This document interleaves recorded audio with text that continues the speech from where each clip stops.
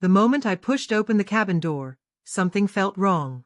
Not because of the silence, that was natural, with snow muffling the world outside, but because the space no longer reflected me. No boots waiting by the door. No photo of us resting on the mantel. Even the leather chair I had carefully chosen was gone, replaced with a dull, generic piece of furniture.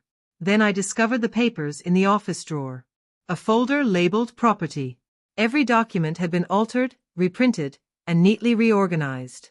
My name had been cleanly erased. Only her maiden name and her parents' names remained. When I confronted her father, he sipped his coffee as if it were a casual chat about garbage pickup. "We just updated a few things," he said. She sat beside him with a smile that carried more venom than sweetness. "It's still family land," she added. I walked out before anger got the better of me. I drove 4 hours down the frozen mountain roads with the car heater failing and my stomach in knots. That night, I couldn't sleep. Instead, I opened the safe, pulled out the original deed, signed by me, bought by me, filed under my name, and sent it to the one person they never expected. But that was later. 3 years earlier, the cabin had been a dream, an old, crumbling log frame on forgotten land. I saw what it could become. She saw what it could represent. Our weekends became a rhythm of rebuilding. New walls, rewiring, and fresh memories. Back then, her parents thought it was too remote. Strange how their opinion changed once it was finished. Now they treated it like their retirement prize, acting as though they had built it with their own hands. I remember her running barefoot up those porch steps, hair wild, eyes bright. She called it our sanctuary. She said she had never felt more at peace. She said a lot of things. The change crept in slowly. At first, she stopped joining me on weekends, saying work kept her too busy. Then came the so-called girls' nights that never showed up on her calendar. I noticed charges at hardware stores near the cabin. Paint, lumber, locks. "You said it needed updating," she told me casually. But I never said that. One night, her phone lit up on the table. A message preview from her father read, "Everything's in motion. He won't notice." She didn't realize I had seen it. I didn't confront her. I didn't yell. I simply kissed her forehead and told her to get some rest. After that, I began sleeping in the office. She assumed I was upset. The truth was, I was calculating. Pain doesn't just wound, it sharpens. I hired someone discreet. He delivered photographs, her parents unloading furniture, replacing signs, tearing out fixtures I had installed. And there she was, at the clerk's office, handing over paperwork. I traced the digital trail, records filed, timestamps, property transfers. They weren't just trying to take the cabin. They were erasing me. But history doesn't vanish. Not when it's notarized. Not when it's filed in 3 states.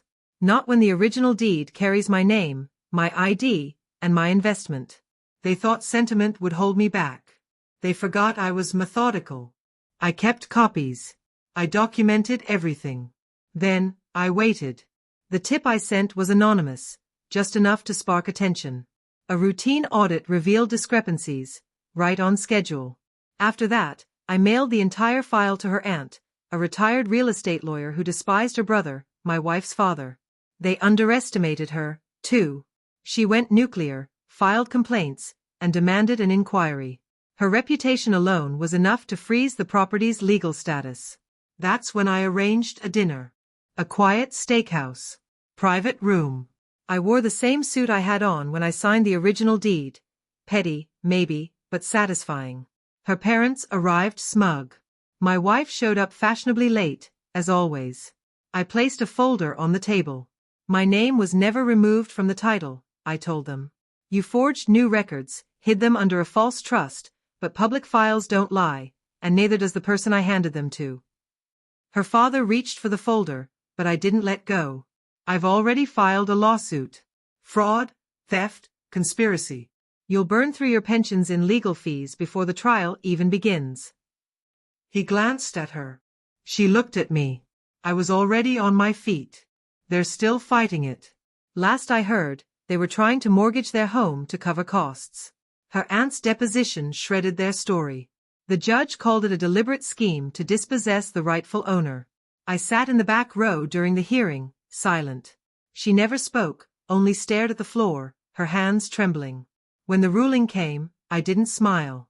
I didn't say a word. I simply walked outside, breathed in the cold air, and drove back up the mountain. The cabin was locked, but I still had my key.